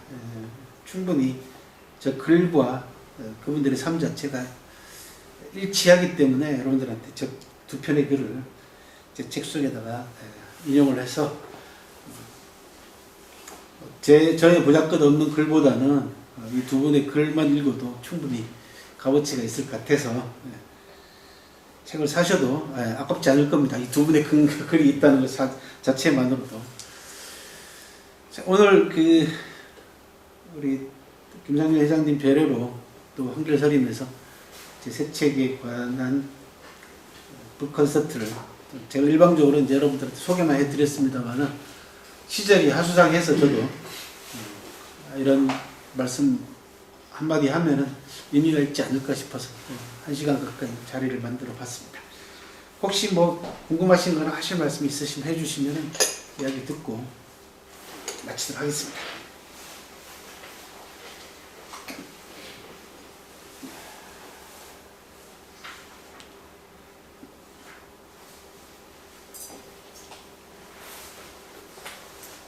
설명을 너무나 잘하셔버려갖고 할 말이 질문이 없네요. 뭐 굳이 사실 여러분들한테 이런 이야기 하실 필요도 없는 분들 맨날 모아놓고 얘기하는 것 같아요. 이게 진짜 들어야 될 사람들은 저 안 찾으니까 그런 것 같습니다. 교수님, 예. 이번 들을 때마다 느끼는 게 올바른 지도자를 뽑거나 올바른 그 신화를 이렇게 만드는 게 아니라 성현을 기르는 그런 느낌이 들어요. 아까 지금 이제 여러 가지 사람의 감별법이라는 말씀을 하셨잖아요. 물론 모두가 다 그런 어떤 자질을 갖추고 살아야 되는 건 맞으나 이제 그 정도의 차이는 있겠지만 그것을 다 어느 정도 충족되면 인간 이상의 어떤 인품이나 모든 걸 갖추는 정도 수준이 되잖아요. 물론 이제 저는 종교인이라 종교에서는 이제 모두가 다 그렇게 하라고 이제 그렇게 되라고 이제 하고 있는데 과거 리더나 이런 신화에 대한 어떤 자질을 볼 때에도 거의 성현 수준으로 구별을 하지 않나. 그래서 아까 저기 말씀하셨잖아요. 누가 조지현 선생님이 얘기하셨나? 오늘 우리가 지도자와 정치인들에게 바라는 지조는 이토록 삼엄한 게 아니다 라는 거죠. 제가 얘기하는 게 굉장히 이상적인 것만 틀림없습니다. 그리고 역대 현자들이 얘기했던 제시하는 방법론이나 이런 부분들은 금방 문수 씨가 얘기한 대로 정말 보통 인간으로는 하기 힘든 부분이죠. 그런데 그렇게 엄격하게 유보해야지 그나마 좀 낫게 할 거 아니에요. 그러니까 대충 하라고 얘기하면 안 되죠. 그죠? 예. 다만 당신 뒤에는 당신들을 주시하는 국민이 있다는 걸 잊지 말고 자신의 이의와 체면과 정치적 생명을 위해 좀 더 어려운 걸 참고 견디라고 하는 그 정도밖에 요구 안 한다라는 거죠. 근데 이것도 못하기 때문에 이런 말씀들을 늘 제가 기회가 있을 때마다 이런 자리를 갖는 이유도 그런 데 있는 것 같아요. 그리고 그 부분은 저 자신에 대한 이야기도 마찬가지입니다. 지식인들이 뭐 타락할 대로 타락해버린 세상이지 않습니까? 예. 그러니까 그나마 저는 사마천이라고 하는 정말 존경이라고 하는 표현으로는 도저히 그죠? 채울 수 없는 그런 훌륭한 분을 항상 모시고 공부를 하고 있기 때문에 항상 브레이크가 되고 있으니까 다행이지. 뭐 성인군자가 되라는 얘기는 아닙니다. 그렇게 되면 좋겠죠. 그 성인군자가 모든 것들을 다 현실적으로 귀찮고 어렵고 구차하고 이런 부분까지 다 챙겨서 해줄 수 있으면 얼마나 좋겠어요. 근데 또 성인군자들은 또 그런 일 안 하려고 하잖아요. 그러니까 이제 쉬운 측면으로 보면 우리의 리더를 저 시각으로 보고 부족하다 아니다 또는 욕하고 뭐 이렇게 하면 참 쉬운 일인데 내가 저 사람이 되어야 되겠다는 이제 관점으로 돌아보면 그건 이제 참 어려운 일인 거죠. 저렇게 하시고 싶은 모양인데 지금 말씀하시는 거 보니까 뭐 우리 늘 그런 얘기 하잖아요. 뭐 정치적인 감각이야 저보다 훨씬 더 여러분들이 현실적인 참여도 많이 하셨으니까 그런 얘기 늘 말씀하시죠. 정치 지도자를 뽑는 것은 최선이 아니고 차선이고 그죠. 최악이 아니고 차악이고. 그 다음에 한 나라의 정치 수준은 그죠. 그 나라의 국민이 어떤 지도자를 뽑느냐가 그 나라의 정치 수준이다라는 뭐 그런 얘기들을 하고 있죠. 근데 정치를 경멸하거나 무시하거나 정치를 뭐라 그럽니까 이렇게 외면하고 이렇게 살면서 냉소적으로 욕하는 이런 부분들은 이제 하면 안 되겠죠. 국민으로서 이제. 의식은 갖추고 있어야 되고 최소한의 국민의 의무로서 좀 더 그래도 개중에 나은 사람을 뽑을 정도의 안목 수준 이 정도만 갖추면은 별 문제가 없죠. 제가 볼 때는 특히 잘 아시다시피 이제 조만간 종전선언이 있을 것 같고요. 그렇게 되면 남북 교류가 획기적인 변화를 또 맞이할 것 같은데 그 부분을 이제 뒷받침해 줄 만한 그래도 수준 있는 지도자가 나와야지 제2의 국군 융성기를 저는 뭐 다음 대통령 선거를 중요시하는 가장 중요한 이유 중에 하나는 요 대목이 이제 국군 융성기하고 밀접한 관계를 가지고 있고 당장은 통일이 되지 않겠지만은 통일로 가게 되는 또 하나의 이제 레일이 길이 이제 열릴 가능성이 있기 때문에 이 선택이 대단히 중요하다라고 이제 계속 말씀을 드리는 겁니다. 예. 국소장님. 네. 네.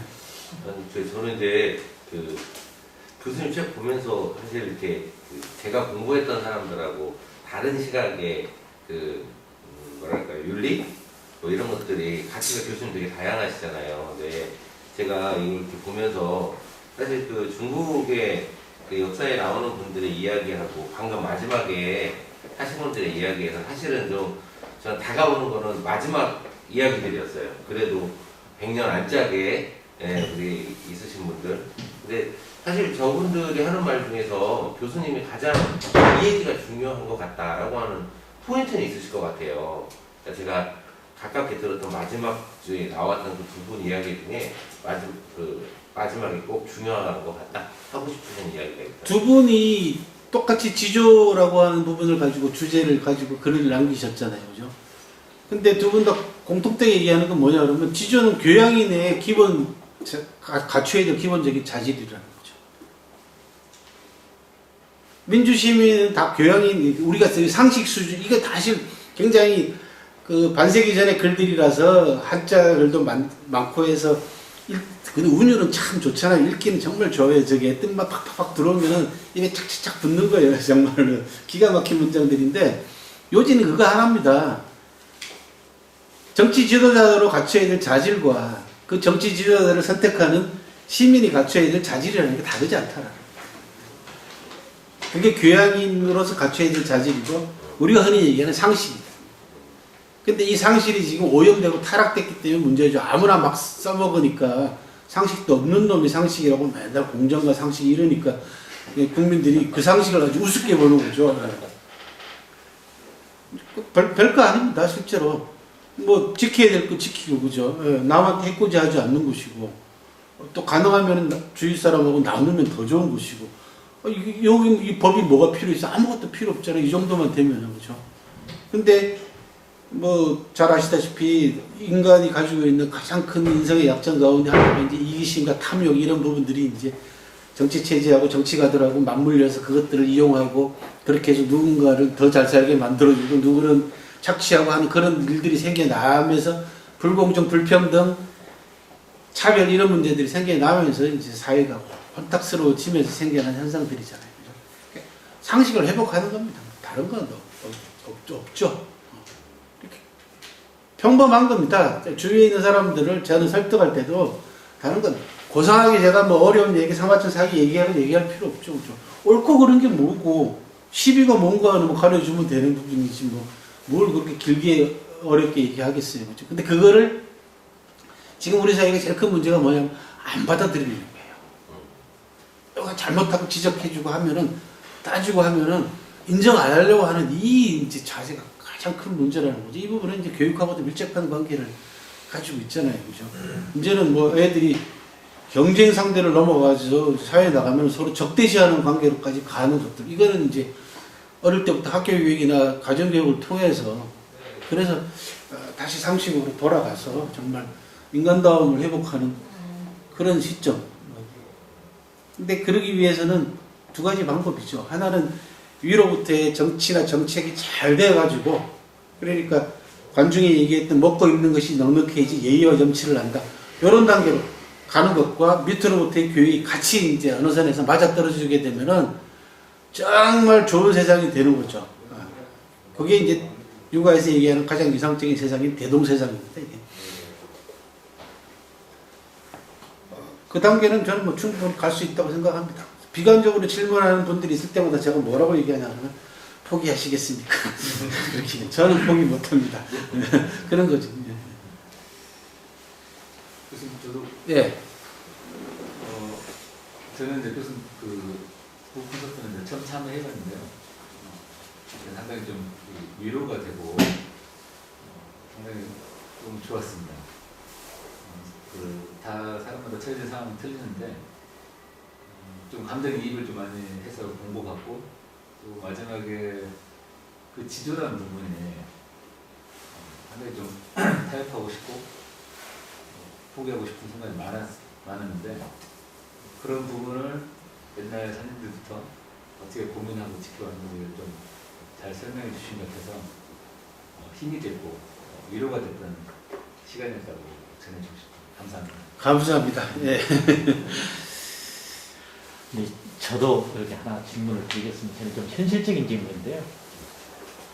우리가 YTN이라는 뉴스, 아마 영남 사람들도 그런 뉴스를 듣고 똑같은 기자의 보도 자료를 읽고 뉴스를 듣고 그럴 텐데 생각이 너무나 다르다라는 생각을 해요. 물론 가치관도 다르고 이념도 다르고 뭐 그럴 수는 있습니다만 뭔가 아까 교수님께서 말씀하신 대로 뭐 상식이다라고 하면 얼추 그쪽 사람이 영남 사람이나 호남 사람들이랑 이런 것들을 상식이라고 하겠지, 이런 것들을 공정이라고 하겠지, 이런 것들을 정의라고 하겠지라고 아마 공통되는 한국말로 이렇게 표현을 하니까 느끼겠지만 왜 이렇게 차이가 날까 생각하는 게 그 아까 말씀드렸던 이식의 오차구역부터 시작해서 그 다음에 뭐 오류들 이런 부분들이 딱 고차가 되어버렸죠.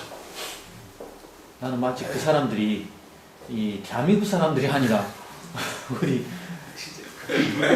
영남 사람들 같다 라는 생각이 드는 거예요. 그러니까 그 우리나라 정치가들 특히 지도자들이 정말 못된 짓을 한 거죠. 예. 국민을 이제 자기 정치적 목적을 위해서 편을 갈라놓고 세뇌 교육을 시키고 한쪽만 편애하고 편중된 정책과 이런 것들이 몸에 배버리는 바람에 해방 이후에 특히 이제 늘 그런 말씀드리지만은 역사는 그 겹치는 부분들이 많습니다. 원 그래프를 두 개 그려놓으면은 그게 과거가 있고 이렇게 오른쪽 그려놓으면은 과거가 현재 부분을 많이 잠식하게 되면 미래가 이제 줄어들지 않습니까? 그렇죠? 그래서 털고 가야 될 걸 털지 못하는 부분들이 늘 그림자처럼 남아가지고 찌꺼기처럼 남아가지고 현재 문제하고 다시 또 겹쳐버려서 미래의 발목을 잡고 있다는 거죠. 이게 우리나라가 해방 이후에 천일천상하지 못했던 가장 큰 뼈아픈 것 중에 하나고, 그 다음에 이제 외세의 작용에 의해 가지고 늘 지도층이라고 하는 지배층이라는 사람들이 정당하지 못한 사람들이 권력을 잡고 국민들을 늘 편을 가르고 국민들을 착취하고 탄압해온 결과물들이죠. 그리고 뭐 이런 민주교육이나 이런 부분들을 통해 가지고 스스로 자각할 수 있는 기회들이 많지 않았지 않습니까? 해방 이후에 계속해서 그런 부분들이 겹쳐지면서 쌓여가지고 결국은 자기 스스로를 바꾸려고 하지 않는, 자각하려고 하지 않는, 껍질을 깨려고 하지 않는, 그 현실에 안주하려고 했던 그런 부분들, 이런 것들을 이제 지금은 이제 깨지고 있는 중이죠.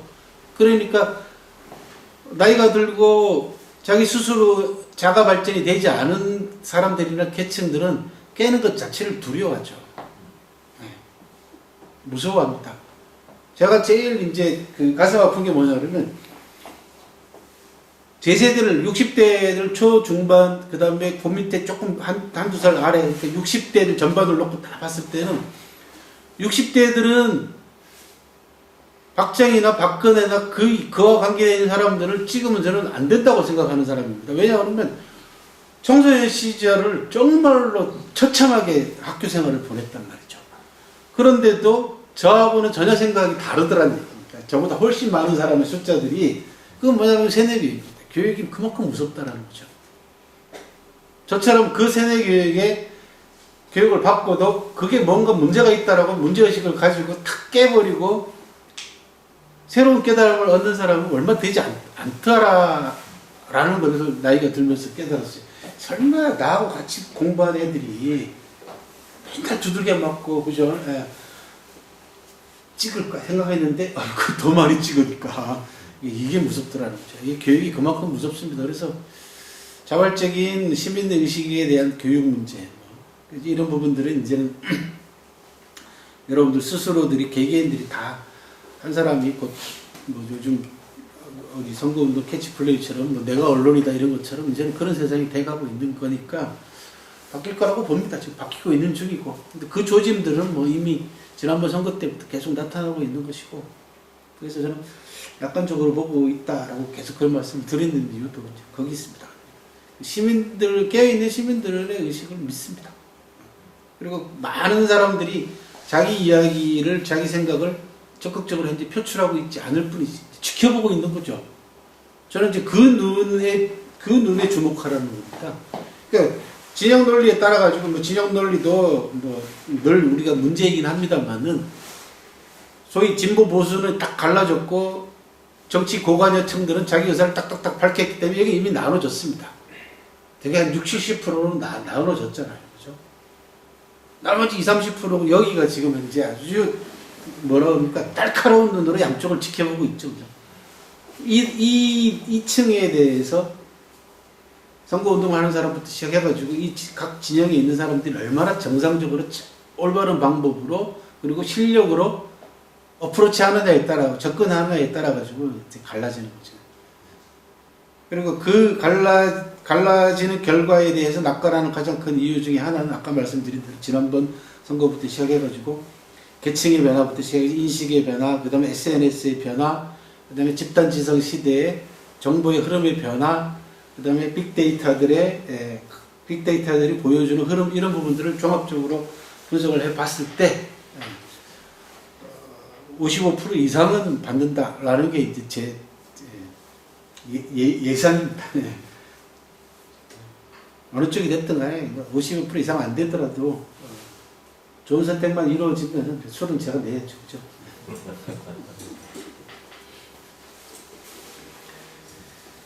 수고하셨고요.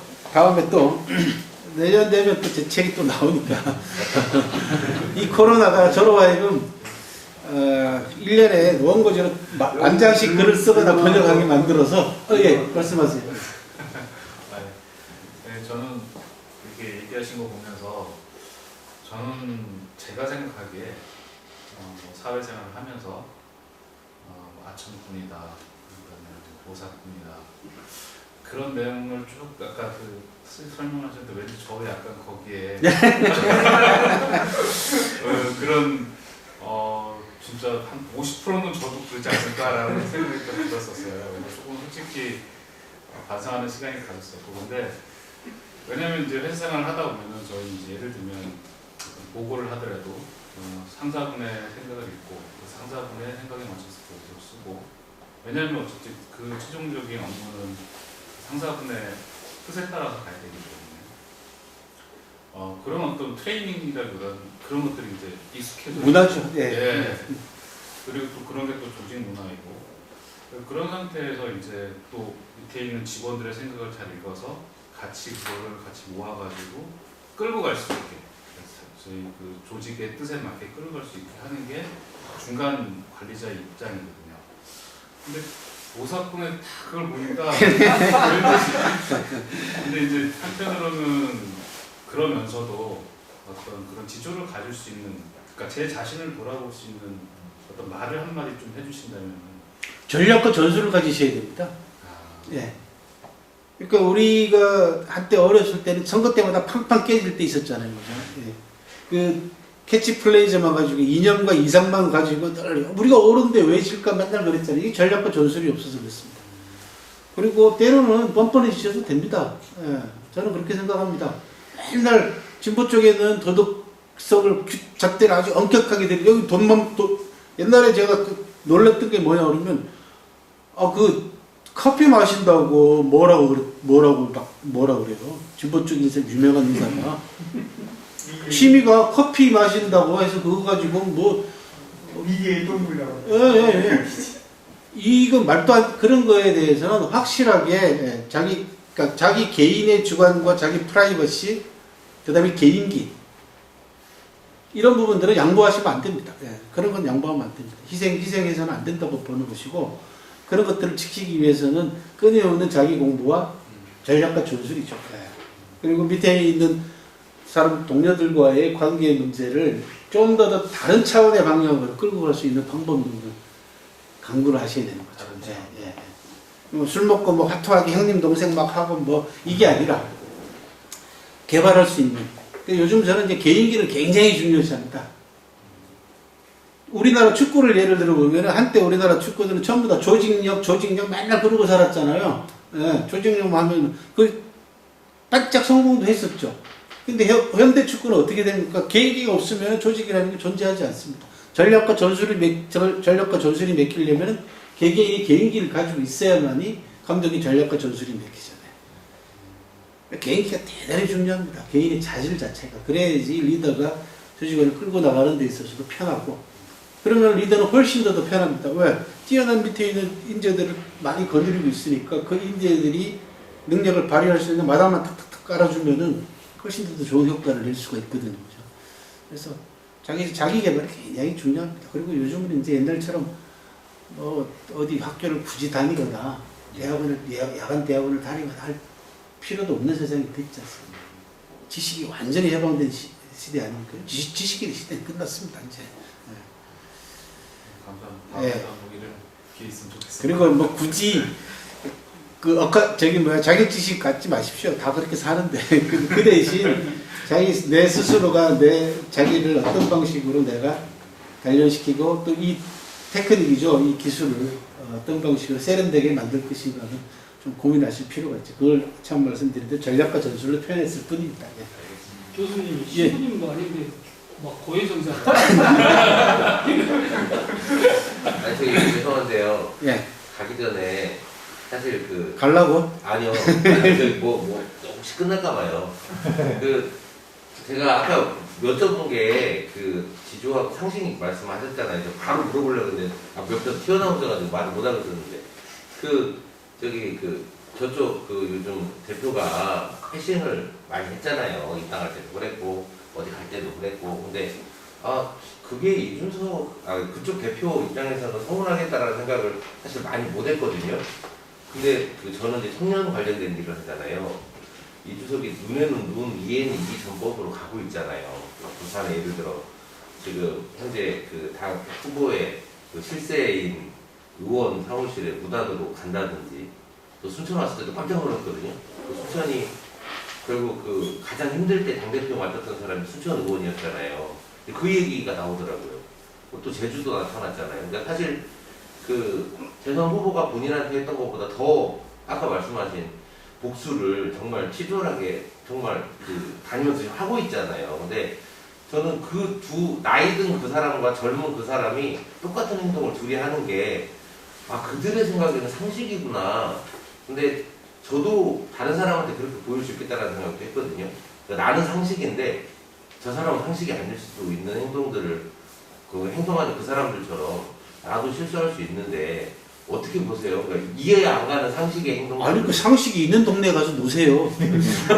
거기 상식이 없는 동네에서 그러니까 뭐 당연히 그런 거죠. 뭐 거기서 할 수 있는 게 상식이 맥히겠어요? 그러니까 노는 물이 중요해요. 그 노는 물이 상식 있는 노는 물에서 놀려면 잘 뽑아야지 뭐. 예? 다른 방법 없죠 뭐. 예. 잘 뽑아야죠.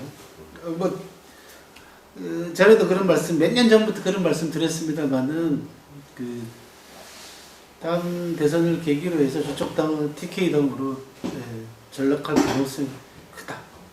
제가 뭐 영광에서 수차례 그런 말씀 드렸잖아요. 저쪽이 TK당으로 전락할 날이 멀지 않았다는 얘기죠. 제가 뭐, 하루 이틀 아픔 못 내다봐도 길게는 종종 잘 내다 보니까 한번 지켜보시게요. 진짜 여기 계신 이런 분들하고 노시면 되잖아. 야, 수고 많이 하셨고요. 다음에 또 뵙도록 하겠습니다. 네.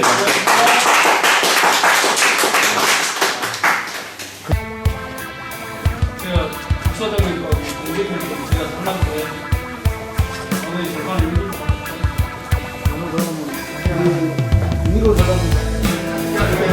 각자 하세요.